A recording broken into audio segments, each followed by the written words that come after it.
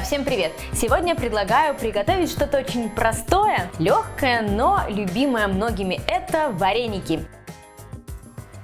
Вареники с картошкой, но тесто у меня универсальное, прекрасно подойдет для вареников и со сладкой начинкой, и с соленой. Итак, для теста нам понадобится 200 граммов муки первая часть, 150 граммов муки вторая часть, 200 миллилитров молока, 100 миллилитров воды, 10 граммов сахара, если у вас соленая начинка, 30 граммов сахара, если начинка сладкая, 30 граммов сливочного масла и 2 грамма соли. В кастрюльку отправляем молоко, воду, сахар, соль и сливочное масло. Ставим кастрюльку на плиту, все это должно закипеть. И рядышком здесь 200 граммов муки в чашу комбайна. Да, я делаю тесто для вареников с помощью комбайна. В принципе, можно и руками замесить такое тесто, но я предпочитаю поступить проще и быстрее воспользоваться комбайном. У меня, как вы уже заметили, тесто для вареников заварное.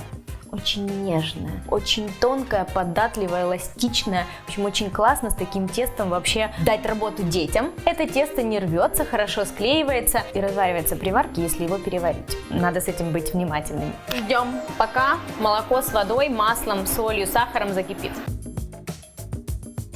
Включаем комбайн на слабые обороты. Здесь у меня все закипело. Заливаем. Есть. Долго не вымешивайте, как только мука увлажнилась, остановитесь. Добавляем вторую часть муки, это 150 граммов, и снова перемешиваем до момента, пока мука вся не увлажнится. Не перемешайте, иначе тесто получится слишком резиновым. Домешаем сейчас вручную.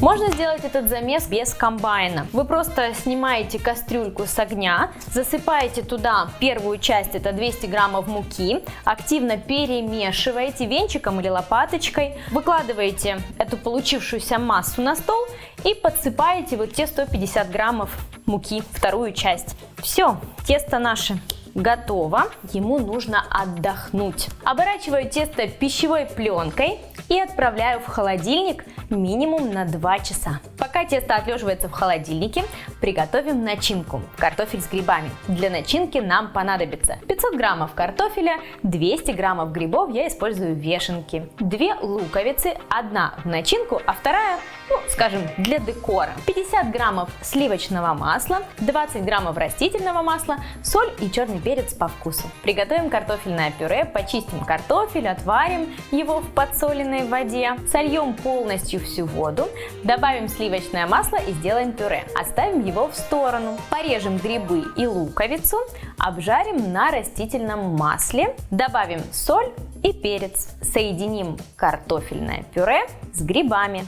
Начинка готова. Итак, тесто отдохнуло, начинка готова и она остыла. Можем лепить вареники. Я обычно разделяю тесто на 4 части, 3 части, чтобы не заветривалось тесто. Под мисочку можно немножечко подпылять стол мукой, скалочку. Тесто очень эластичное, податливое, с ним легко и приятно работать.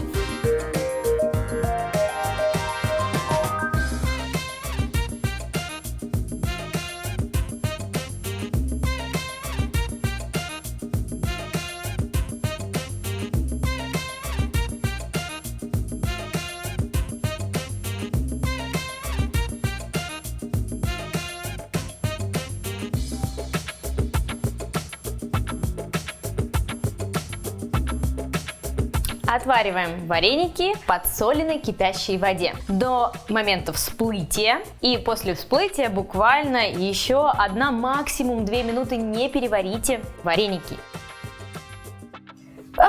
Я тут сегодня удивила съемочную группу. варениками с картошкой. Надеюсь, и вас порадовало. Обязательно приготовьте дома в семейном кругу такие вареники с картошкой и грибами или с вишней, тоже очень вкусно. Друзья, если вам понравилось видео, если рецепт был для вас полезен и интересен, подписывайтесь на мой канал, комментируйте и давайте готовить вместе. А больше сладких и соленых рецептов вы найдете на моем YouTube-канале, в моих книгах, на моих мастер-классах и на моем сайте. Добро пожаловать!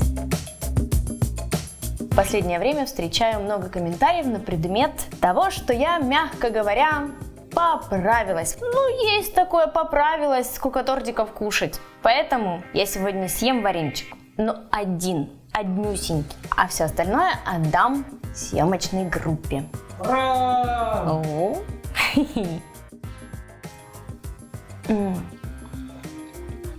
Почему я не показала разлом вареника? Не надо показывать разлом, их надо просто есть и не рассматривать их в разломе. Блин, я обещала один. Стоп, все. Вилки дать кому-то? Да, давай. Ням-ням.